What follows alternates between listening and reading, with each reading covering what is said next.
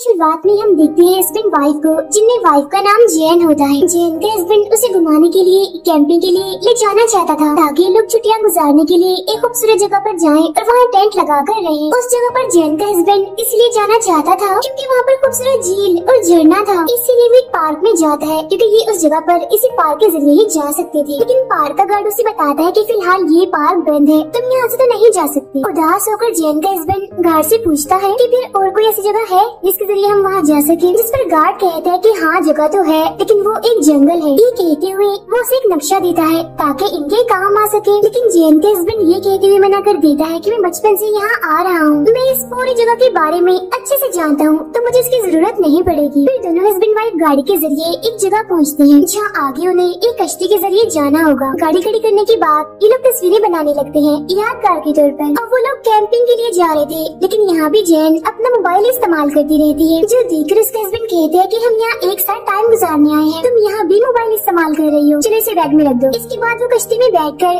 दूसरी साइड पर जाने लगती है।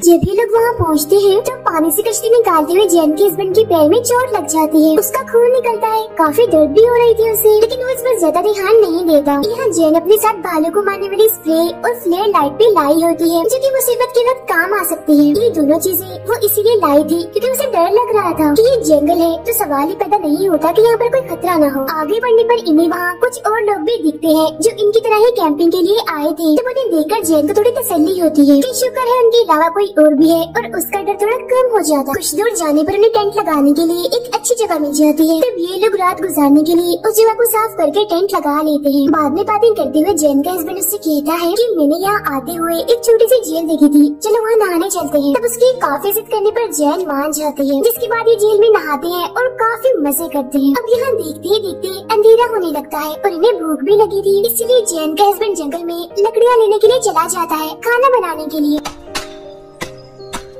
जबकि जैन यही टेंट के पास ही रुक जाती है। लकड़ियाँ लेकर जो वापस आता है तो जैन को एक आदमी से बातें करते हुए देखता है। वो आदमी अपना नाम ब्रैड बताता है और कहता है कि मैं यहाँ पर आने वाले लोगों की उनके ट्रिप में मदद करता हूँ। जैन ब्रैड को कहती है कि आज रात आप यही रुक जाइए और रात का खाना हमारे साथ ही खाइएगा, क्योंकि वो उसे एक अच्छा इंसान लग रहा था। लेकिन ये बात जैन के हस्बैंड को अच्छी नहीं लगती, इसलिए वो गुस्से में टेंट के अंदर चला जाता है। तब जैन भी उसके पीछे पीछे टेंट में आ जाती है ताकि पूछ सके कि उसे हुआ क्या है। उसका हस्बैंड उस पर काफी गुस्सा करता है क्योंकि वो नहीं चाहता था कि कोई उन्हें डिस्टर्ब करे जिससे उन्हें परेशानी हो। लेकिन जैन उसे कहती है कि ब्रैड एक अच्छा आदमी है और उसके पास बहुत सारी मछलियाँ भी हैं जिन्हें हम रात के खाने में पका सकते हैं। जब ये दोनों टेंट से बाहर आते हैं तो ब्रैड वहाँ से जाने लगता है, लेकिन ये दोनों उसे रोक लेते हैं क्योंकि अब उसे ऐसे जाने दिया तो ये अच्छी बात नहीं होगी। रात होते ही तीनों मछलियाँ पकाते हुए बातें कर रहे थे। अब ब्रैड यहाँ अजीबोगरीब हरकतें करने लगता है, उसका जो दिल चाह रहा था वो कर रहा था, और तो वो जेंट्स भी बड़ी अजीब बातें करता है। उसकी ये हरकतें दोनों हस्बैंड वाइफ को बिल्कुल भी अच्छी नहीं लगती। खाना खाने के बाद जब ब्रैड वहाँ से जाने लगता है तो वो जैन के हस्बैंड को चिढ़ाने के लिए जानबूझकर उसे पूछता है कि शाम को जब मैं यहाँ आया था तो तुम्हारी और जैन की इस बात को लेकर बहस हो रही थी। जो सुनकर जैन का हस्बैंड भी उसे बड़ा अच्छा जवाब देता है कि मुझे तुम अच्छे इंसान नहीं लगे, इसीलिए मैं नहीं चाहता था कि तुम एक मिनट भी हमारे साथ गुजारो। इसके बाद ब्रैड वहाँ से चला जाता है। जैन का हस्बैंड उससे थोड़ा नाराज होता है क्योंकि ब्रैड उनका इतना अच्छा ट्रिप और मूड दोनों ही खराब कर गया। रात को जब ये लोग सोने लगते हैं तो जैन को अभी भी यही फिक्र हो रही थी कि कहीं ब्रैड दोबारा उन्हें तंग करने ना आ जाए, लेकिन उसका हस्बैंड उसे बेफिक्र होकर सोने का कहता है। अगली सुबह उठकर दोनों आगे बढ़ने लगते हैं। रास्ते में जैन के हस्बैंड को भालू के पैर के निशान दिखते हैं, लेकिन वो ये बात जैन को नहीं बताता क्योंकि वो घबरा जाएगी, डर जाएगी। आगे जाने पर उसका हस्बैंड अपना रास्ता बदलकर जंगल के और अंदर जाने लगता है क्योंकि वो झरना और खूबसूरत झील वहीं पर है। अब ये चलते चलते जंगल के काफी अंदर आ जाते हैं। रात को जैन का हस्बैंड दिखता है कि कश्ती निकालते हुए उसके पैर पर जो चोट लगी थी वो अब काफी खराब हो रही है, उसका नाखून भी उखड़ चुका है, इन्फेक्शन फैल रहा है। ये देखकर जैन उसके पैर पर दवा लगाकर पट्टी करती है। खाना खाने के बाद ये लोग सो जाते हैं, लेकिन रात के वक्त इनके टेंट पर कुछ गिर जाता है जिस वजह से जैन की आँख खुल जाती है। उसे अभी भी ये लग रहा था कि सब ब्रैड ही कर रहा है, लेकिन उसका हस्बैंड उसे समझाता है कि घबराओ नहीं, वो ब्रैड नहीं है, बस पत्ते गिर रहे हैं। अगली सुबह टेंट से बाहर आकर जैन का हस्बैंड देखता है कि उनके टेंट के सामने एक टूटा हुआ पेड़ पड़ा हुआ है। यहाँ वो ये सोचते हैं कि शायद इस तूफान की वजह से ये टूटकर गिर गया, और इस चीज पर ज्यादा ध्यान ना देते हुए अपने सफर पर आगे बढ़ते हैं। रास्ते में उसके हस्बैंड को लाल रंग का एक फल दिखता है जिसे बेरिस कहते हैं, और वो उसे खाने लगता है। वो बचपन में जब यहाँ आया करता था तब से उसे इन गैरेज के बारे में पता है। इसी दौरान जैन को किसी मरे हुए जानवर की बदबू आने लगती है और जब वो चेक करने के लिए जाती है तो वहाँ पर एक मरा हुआ हिरन था जिसके जिस्म की हालत काफी खराब थी। किसी ने बड़ी बेरहमी से उसके जिस्म का आधा हिस्सा खाया हुआ था। ये देखकर जैन काफी घबरा जाती है, उसका दिल खराब होने लगता है, पर वो इस चीज को भी भुलाकर आगे बढ़ जाते हैं और आखिरकार उस जगह पर आ जाते हैं जहाँ इन्हें आना था।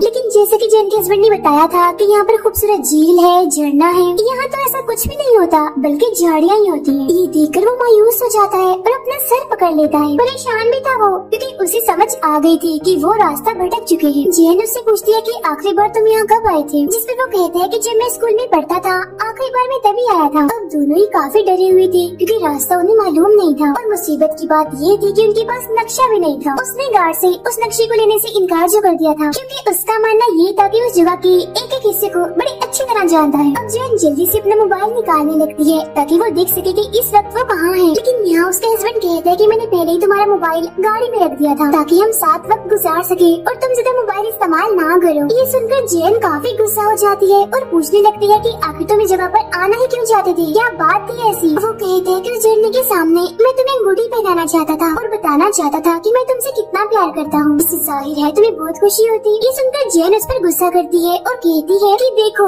तुम्हारे शौक और मुझे खुश करने के चक्कर में हम कितनी बड़ी मुसीबत में फंस चुके हैं। हम ये तक नहीं जानते कि हमें आगे कहाँ जाना है, वापसी का रास्ता भी नहीं पता। फिर अब दोनों ही एक जगह पर मायूस होकर बैठ जाते हैं। जैन अपने हस्बैंड से कहती है आई एम सो सॉरी, मैंने तुमसे ऐसी बातों पर गुस्सा किया। और अब ये दोनों फैसला करते हैं कि आज रात वो टेंट लगाकर यही रात गुजारेंगे और कल सुबह अपना सफर शुरू करेंगे। रात को जब ये लोग सो रहे थे तो एक जानवर इनके टेंट के आस पास घूम रहा था जिससे वो ये चेक कर रहा हो कि अंदर कोई है या नहीं। वो बार बार ऐसा कर रहा था और तो और अंदर आने की भी कोशिश कर रहा था जिसकी परछाई हम साफ साफ देख पाते हैं। लेकिन वो दोनों गहरी नींद में सो रहे थे, इसी वजह से उन्हें इस बारे में पता नहीं चलता। सुबह होने पर वो टेंट से बाहर आकर देखते हैं कि कोई उनका सारा खाना खा गया है। वो फौरन समझ जाता है कि ये जरूर किसी भालू का काम है। लेकिन वो जैन से कहता है कि शायद किसी छोटे मोटे जंगली जानवर ने ऐसा किया हो। ऐसा उसने इसीलिए कहा था ताकि जैन डर न जाए। अब ये लोग सामान लेकर वापस जाने लगते हैं। बीच जंगल में आकर जैन के हस्बैंड बताता है कि मुझे रास्ता नहीं पता, मुझे नहीं पता हम कहाँ जा रहे हैं। ये सुनकर जैन को गुस्सा आता है और वो नहीं रुकती, आगे बढ़ती रहती है। तब उसका हस्बैंड भी उसके पीछे पीछे आने लगता है। काफी दूर आने पर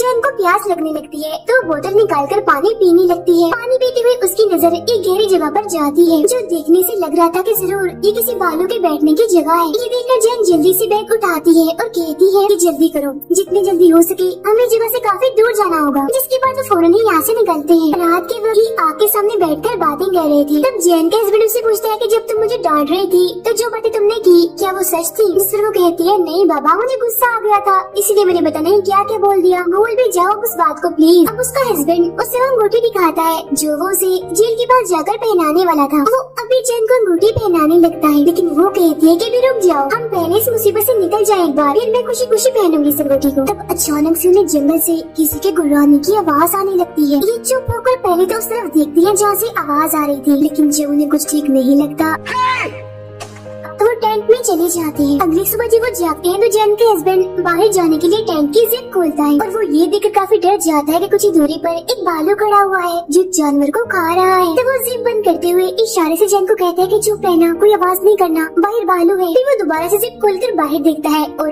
अब वो भालू उनके टेंट की तरफ ही आ रहा था। तो वो डरते हुए जैन से कहते हैं कि जल्दी से मुझे कुल्हाड़ी दो। इस पर जैन कहती है ओह शिट, कल रात हमने जहाँ टेंट लगाई थी कुल्हाड़ी तो हम वहीं भूल आए हैं। अब घबराते हुए जैन जल्दी से भालू को मारने वाला स्प्रे उठा लेती है और उसके आने का इंतजार करने लगती है। अब उनकी हलचल से भालू को पता चल जाता है कि टेंट के अंदर कोई है, इसीलिए वो एकदम से ही टेंट फाड़कर अंदर आ जाता है और उन पर हमला कर देता है। इसी हड़बड़ी में जैन के हाथ से वो स्प्रे गिर जाती है। तब ये भालू उस पर झपट कर उसकी बाजू को काट लेता है जिससे वो इतनी जख्मी हो जाती है कि तेजी से उसकी बाजू से खून निकलने लगता है। ये देखकर जैन के हस्बैंड उसे बचाने के लिए खुद उस भालू के सामने आ जाता है। तो अब वो भालू फौरन उसके पैर को पकड़ लेता है अपने बड़े बड़े दांतों से, जिस वजह से उसे काफी तकलीफ होती है। वो काफी चिल्लाने लगता है। इस बीच मौका देकर जैन स्प्रे उठाकर भालू पर कर देती है और उससे वहाँ से भगा देती है। लेकिन जब वो अपने हस्बैंड के पैर को देखती है तो काफी घबरा जाती है क्योंकि भालू ने उसे बहुत ज्यादा जख्मी कर दिया था, तेजी से उसका खून निकल रहा था। उसका हस्बैंड बताता है कि मुझे ऐसा लग रहा है जैसे मेरा पैर मेरे जिस्म के साथ ही नहीं है। ऐसा उसे इसीलिए महसूस हो रहा था क्योंकि तेजी से उसका बहुत सारा खून बह चुका था। तब जैन उसका खून रोकने के लिए कपड़े से उसके पैर को बांधती है। इस सब की वजह से वो काफी घबरा गया था। वो रोते हुए जैन से कहता है कि मैं नहीं बचूंगा, मैं मर जाऊंगा, क्योंकि मौत हमारे सामने है। बचने के लिए हमें तेजी से यहाँ से निकलना होगा, लेकिन पैर जख्मी होने की वजह से मैं यहाँ से नहीं भाग सकता। जब ये दोनों बातें कर ही रही थी कि तभी अचानक से वो भालू दोबारा से इनके टेंट में आ जाता है और इस बार वो जैन के हस्बैंड को ही घसीट कर अपने साथ ले जाता है। उसका हस्बैंड बार बार चिल्ला कर उसे कह रहा होता है कि जैन जल्दी करो, भागो यहाँ से। लेकिन जैन को तो कुछ समझ नहीं आ रही होती कि वो क्या करे। वो तो इस सदमे में होती है कि उसके साथ ये क्या हो रहा है। कुछ देर बाद खुद को संभालते हुए हिम्मत करके वो बाहर आती है और देखती है कि वो भालू अब उसके हस्बैंड को खा रहा है। ये देख जैन काफी दुखी हो जाती है, लेकिन वक्त को जाया ना करते हुए वो जल्दी से उस अंगूठी को उठाती है और वहाँ से भागने लगती है। अब वो बगैर सोचे समझे जितना तेज हो सके वहाँ से भाग रही थी, लेकिन तेजी से भागने की वजह से वो टूटे हुए पेड़ से टकराकर बेहोश हो जाती है। होश में आने पर वो देखती है कि वो अंगूठी अभी भी उसके हाथ में है। फिर वो खड़ी होकर मदद के लिए चिल्लाने लगती है कि कोई है यहाँ, प्लीज मेरी हेल्प कीजिए, मैं बहुत बड़ी मुसीबत में हूँ। इसके बाद अपने हस्बैंड को याद करते हुए अंगूठी को पहन लेती है और तभी उसे फिर से अपने पीछे से भालू के गुर्राने की आवाज आती है। तो वो दोबारा से भागने लगती है, लेकिन भागते भागते शाम हो गई थी और अंधेरा भी बढ़ रहा था, इसीलिए वो एक पेड़ पर चढ़कर सो जाती है। अगली सुबह एक हेलीकॉप्टर की वजह से उसकी आँख खुल जाती है। तो वो जल्दी से नीचे उतरकर मदद के लिए चिल्लाने लगती है, लेकिन हेलीकॉप्टर उससे काफी दूर था, उसकी आवाज का उन तक पहुँचना नामुमकिन था। तब मायूस होकर वो एक पेड़ के सहारे खड़ी हो जाती है। अब उसे बहते पानी की आवाज आती है। वो फौरन वहाँ जाकर चेक करती है। उसे वहाँ पर साफ पानी मिल जाता है, जिसे पीकर वो अपनी प्यास बुझाती है और अपने हाथ पर लगी हुई चोट को साफ करती है। पास ही में उसे बहुत सारी बेरीज भी दिखती है, जिन्हें उसका हस्बैंड खा रहा था। काफी वक्त से भूखी होने की वजह से वो उन बेरीज पर टूट पड़ती है और जल्दी जल्दी खाने लगती है। इसी वजह से सामने से भालू आता हुआ दिखता है और वो अपनी भूख को भी भूल जाती है और तेजी से यहाँ से भागने लगती है। भागते भागते वो एक ऐसी जगह पर पहुँच जाती है जहाँ रास्ता खत्म हो गया था और आगे एक झरना था। अब वो जानती थी कि भालू रुकेगा नहीं, बल्कि आगे बढ़ता रहेगा और झरने में गिर जाएगा। इसीलिए वो सीटी बजाकर भालू को यहाँ बुलाती है ताकि वो नीचे गिर जाए और खुद पत्थरों को पकड़कर नीचे उतरने लगती है ताकि वो दूसरी तरफ जा सके। लेकिन नीचे उतरते हुए उसका हाथ फिसल जाता है, जिस वजह से वो नीचे जाके गिरती है।